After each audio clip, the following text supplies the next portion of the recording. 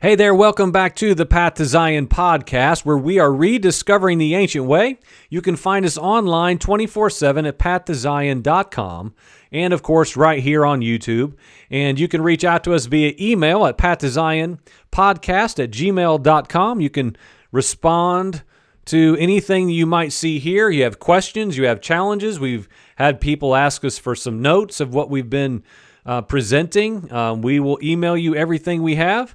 And it will be up to you to sort it out and decide where you land with it. One thing on this program that we are here to do is to put something out on the table that is very unpopular, uncommon, and a lot of things that are just flat out not discussed. And nobody asks very many questions.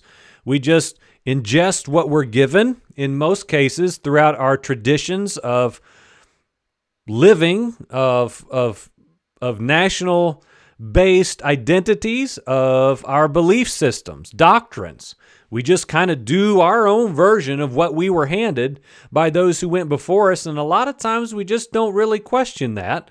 We just do what we're told. Now, there, of course, is a rightful place for that. That's all throughout the Scriptures. If and when you are handed the truth and the eternal Word of God, through the proper lens and understanding of how it was intended to be received, then traditions are good. They're right and they're necessary. But a lot of these traditions are young, are errant, and they are doctrinally unsound at best and sometimes flat out evil, masquerading as light, which is what we've been talking about a lot lately. I want to encourage you, if you're new to the program, we've got some lengthier podcast video series that are on here.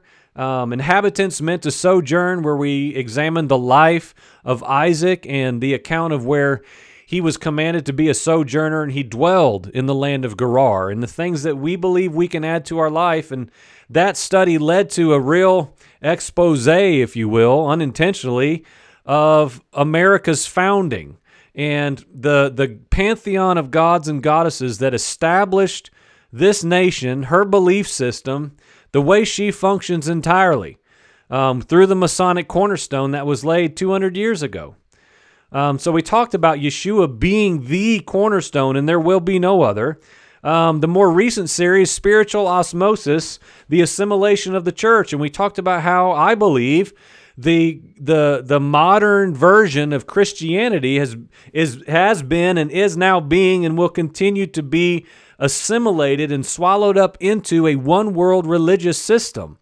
We went through step by step in 3 parts about how that has been happening from the very beginning of the onset of new religion Christianity, post-Yeshua Messiah, and how it has been advancing a worldwide religious system where Jesus and Christianity is just being slowly lowered down into a big pot, if you will, of religious sects, all going into one world religious system. And so we talked about that. I think that that's a very intriguing thing that very few people are presenting as what's happening right here before our very eyes. Now today, this is an interesting episode for sure, and I'm going to tell you a little bit about how this transpired. This morning during our teaching time here at the house, the verse that came to my mind as my day started. I got up early this morning, pre-dawn hours, to have some time of prayer. No big deal. It doesn't make me super spiritual. I'm not the most responsible with that, but today I did get up and I spent some time in prayer. Now, before I did that, I turned the light on in our kitchen area, and for whatever reason, as of late, that light has been flickering at the very beginning when you turn it on. And it did it again this morning, and as it kind of flickered and fluttered, and then it went off for a couple seconds, and as it went off, the house, of course, went completely dark. Again, so this is before the sun came up, and so the house was dark. And as I moved just a few steps away from the light, as it's flipping itself off, I was just startled by the simple illustration that I want to share for just a few minutes today, and I'm going to elaborate, of course. And so as I did that, I talked about John chapter 8, verse 12, which we're about to read, and I had some thoughts towards that. And as usual, I sat down and I started typing out some thoughts. I'm not working right now as far as for monetary purposes, payment. And so time is plentiful. And so I just decided to sit down. And I said, Father, what do you want to say in this? What are you saying in this scripture of what you're speaking here? Yeshua, what did you mean in that verse? Because I've heard it my whole life, and we hear it as we read it on t-shirts and bumper stickers and sermon after sermon after sermon. But what does this really mean? And especially right now for me today and for your church, what would you say to your people today about this simple illustration? And friends, I'm just going to be honest. The next thing I know, it was 3, maybe 4 hours later of studying some more things out. A lot of things I've known in measure, but this season, I'm telling you, this season, you hear people, this is the season of truth being revealed and, lies being exposed, and we hear all these dramatic words. Well, one thing I'm personally experiencing is this is an hour for eyes to be opened. I'm seeing it in my own life. I'm seeing it in my household. I'm seeing it in other brothers and sisters that I know personally and that I'm becoming familiar with and beginning to know because of this program. People who are reaching out to us and saying, I feel that same thing. I feel that same stirring to return to what's been lost and what's been forsaken. And I don't really know what to do with it yet, but this is resonating with me. And so I am convinced, without being hyper emotional about it, that in this hour, there are some things being revealed. There are some things being unveiled off of our eyes. Now, we could go into scripturally why that's happening now. Of course, it's primarily all speculative, but I do have an understanding, I think, about why these things are happening now. But we won't get into that for the sake of time. Now, this series, it's going to be another series, is going to be twofold. And in quick summary, we get basically two camps with this program. You get people who say, Joel, I don't know what you're saying. You talk about some of this Hebrew stuff. A lot of people say that Jewish stuff. You talk about this, you talk about that. I got no grid for that stuff. I don't know what you're talking about. Or I sent this to my relative. She watched the first 10 minutes. She didn't understand what in the world you're talking about, so she turned it off.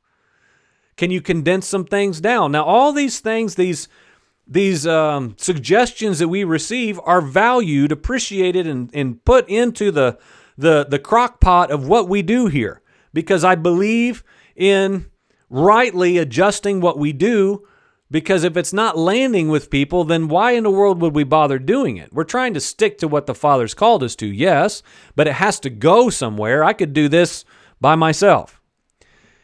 And so there's that side, and then there's the other side, which is, man, I wish you would have made that even longer. I wish you would have spent another 30 minutes on point 18 that you made in the 12-part series. Man, I wish you would have taken that thing that you presented and you blew right by and just made a whole episode out of that. And so here we have this dilemma, right? We have those who are, man, can you make this in some bite-sized chunks for us? And others who are saying, man, can you expand this even bigger? So what do? We try our best to do what the Father's asking us to do in the best way that He has made us able and capable of doing it. And so this study is going to hopefully satisfy both camps. Why?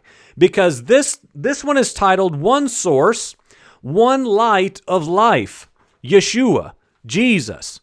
One Source, One Light of Life, Yeshua. Now this one, part 1, we have level 1. Level 1 is going to be very simple. It's going to be somewhat topical. It's going to be something that most people, most teachers, preachers, Bible study guys could read this text and give a little commentary on it, and it would be well and good and very applicable, but very simple, very topical, very easy to digest, very presentable to the widespread Christian public that this goes out to. Now, that being said, the one source, one light of life, Yeshua, level 1, will conclude in this part, and it will be brief. Now, up next will be level 2. Now, level 2 is going to go down, and I'm not even kidding. This is going to go down. Now, if the last 2 series just weren't quite your thing, this will definitely not be your thing either. I will tell you now, to give you a little teaser, if you want to know truth, if you want to know why we people do what we do, and you are willing to say, maybe I'm just ignorant, maybe we've been deceived, maybe we're doing a whole bunch of things, traditionally speaking, that are evil at the outset, and it would do me good to know so that I can be free of the bondage that I do not even know I am within. So, again, one source, one light of life, Yeshua. Today, level 1. Up next will be level 2 for those of you deep thinkers who want some meat. I mean like 20-pound T-bone meat, okay? So let's start simple. Appetizer, if you will. John chapter 8, verse 12. Yeshua spoke to them again, and this is what he said. This is a verse we've all heard our whole lives. I am the light of the world. Whoever follows me will never walk in darkness, but will have the light which gives life. Another version says, the light of life. Now, again, let's just be clear. We've heard this, but let's not just leave it up here in our casual intellect and wherever that lands in us, where we heard it the first time or the last sermon we heard about it. Yeshua, Jesus, spoke, I am the light of the world. Whoever follows me will never walk in darkness, but will have the light which gives life. Okay, so there's some specifics here that let's just point out real quick before I just kind of read some stuff here. This is a light that gives life. And so the reason we're told this is because this is a specific light. Okay? This is a light that gives off, produces, and is of life. Substance. Okay? It's not something just like this metaphor. It is a life-giving light, okay? He is. Now let me just kind of read some of this for the sake of staying precise and getting through level 1 for those of you that want me to get to it and say, have a good day. Okay, so as I've already shared, when I flipped on that light this morning that's been giving us trouble in our house, it flickered on and off. And as it went black, I realized in the darkness that I desperately needed that light to maneuver around my house. There were no other lights on, no daylight. It was my sole source of light. And without it, I would be fumbling around in the darkness, of course, in the morning. And so this is kind of what I grabbed out of this. Again, we're staying up here. When you turn a light on in the daytime, or when other lights are already on, that one light is really not a necessary light, okay? So like if it's 2 o'clock in the afternoon on a sunny day and you turn a light on in your kitchen, in your den, it doesn't really much matter. It doesn't really light up the room. The room is already illuminated. And so that light comes on. It doesn't really have much purpose. It doesn't have much function. And let's just be honest, it's just not necessary. There's no point in leaving it on.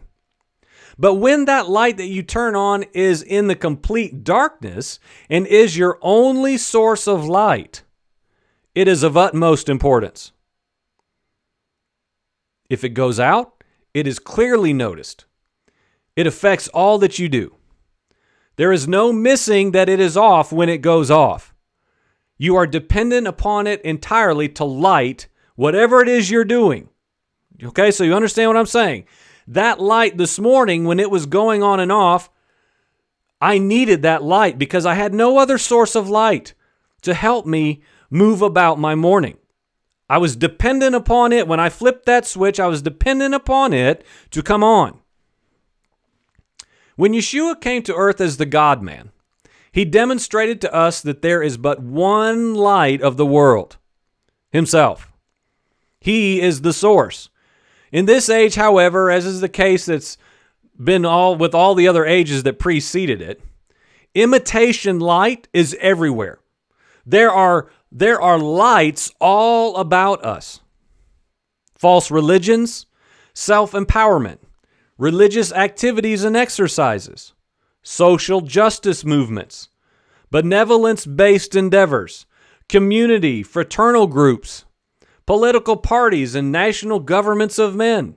The list is endless about other false lights that can illuminate our way and bring us what we need, provide what we need.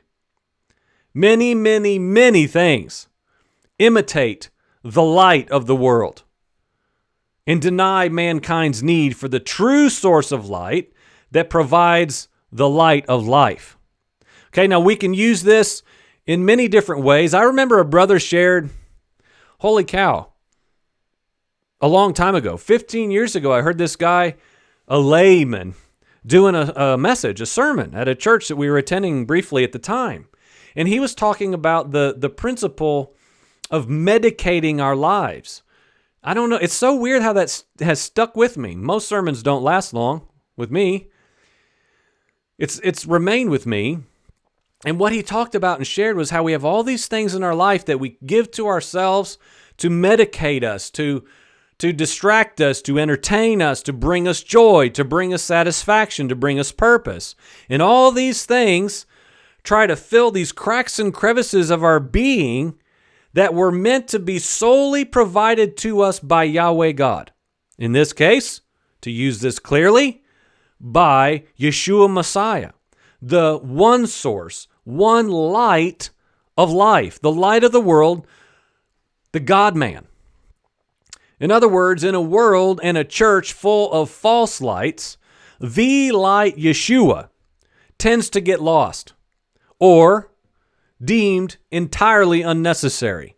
Even within Christianity now, you get Jesus at the beginning of your walk, all these buzzwords. You ask him in your heart, and then you go about your business filling your life with other lights, alternative options of light sources, if you will, to give you what? Purpose, destiny, anything that comes at us that we grab hold of and add to our lives to give us an identity outside of this light of the world is a false light. It's a false hope. It's a false self-esteem and a false identity, in my opinion.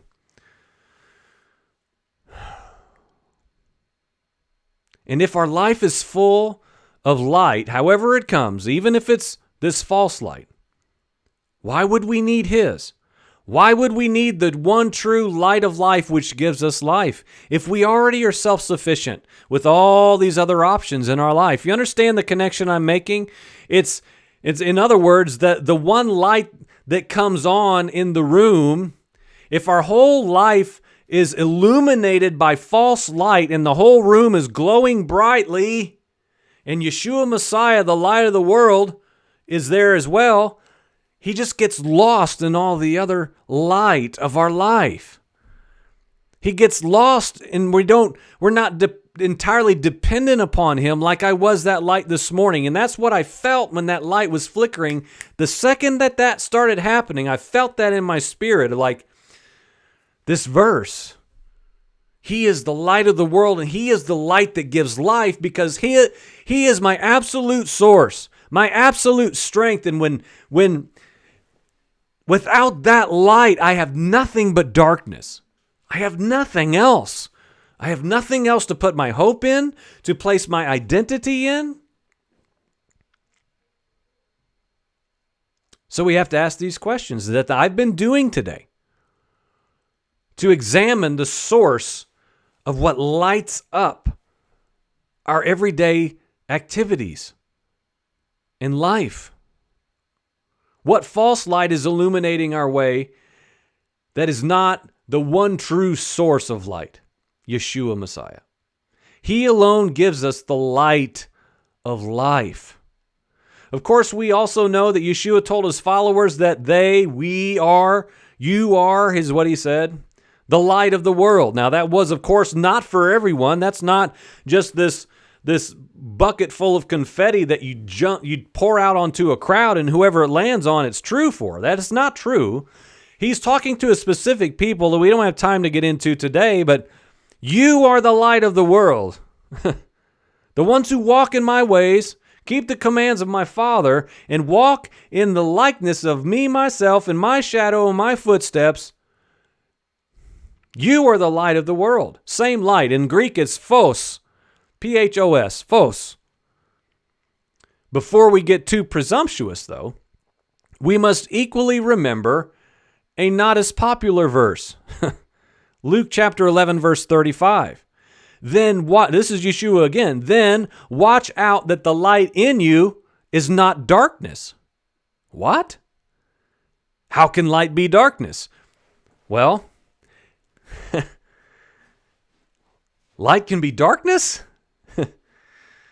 That's what's going to lead us into part 2. Level 2. Why? Because friends, I feel such, and I'm telling you that I don't understand it, but in this hour, for the last, over a month now, I just feel this raging inferno in me to warn the church, the slumbering bride, to warn her to wake up from her slumber and rub that sleep out of her eyes because she's not seeing clearly. As I'm always saying, she's distracted and she's just operating this worldly, natural echelon of activities and functions, totally distracted by the evil one. Distracted, allured by what he's presenting. Buying in wholeheartedly and missing the undergirding issue, which in this case is going to lead us to one source, one light of life, Yeshua Messiah, level 2, where we are going to talk about this here when he told his followers, watch out that the light in you is not darkness. What in the world is he talking about? I'd like to present in humility that I'm going to answer that question in level 2. Because if we don't understand that the light that we operate according to can in fact be darkness and we don't even know it, then friends, it's a hands down sure thing we're walking in the darkness. And as I said in the last podcast series, it's kind of makes me chuckle when I think about it. Until your eyes are open to see, you won't be able to see. Until we see, we can't see. So we need to pray into this. We need to ask the Father, what in the world is this? Yeshua, what is he saying? Watch out that the light in you is not darkness. So we're going to wrap up this. I told you it was going to be short. I can't do that now. But we're going to go down a little bit. We're going to go down some floors in level 2. And I'm just going to tell you, and it's okay, this stuff is not for everyone. When I start digging out the foundations of America and examining each human being and philosopher and deity and pagan that's inside the Supreme Court of the United States, people love saying, this guy's lost his mind. Hey, look at this guy. You know what? People don't want to know things that are like hard for us to cram into our little... We like things to be the way we've been handed them. We want truth, but only when it fits, when it goes alongside with what we've already been told. These things are they're just odd. They're just strange. And I believe they are absolutely true. So we're going to go down a few floors in the next part of the series. So stick around if that interests you. If you want to know something that could literally change your entire life, we're going to expose some more foundations. This is not political now. It's not. This is a much different shift. This isn't political. This is much bigger. This is eternal. This is going back to the Garden of Eden and something that was set in place, in motion, that's permeated all the way through the ages and is right here front and center, and is deceiving millions of Christians And the rest are neck deep deceived, but it's swallowing up the elect ones as well. I don't want that to be me or you, friend. So let's see what we can do. We're going to dig into level 2 coming up next. You've been watching the Path to Zion podcast, video edition right here on YouTube. Thank you for following along. Find us online, pathtozion.com. If you don't want the videos, all of these are taken out and extracted and placed there at pathtozion.com in audio form only. 24/7, you can find them there archived. Go do that. Send us an email, pathtoZionPodcast@gmail.com. We will be back with level 2 right after this. Amen.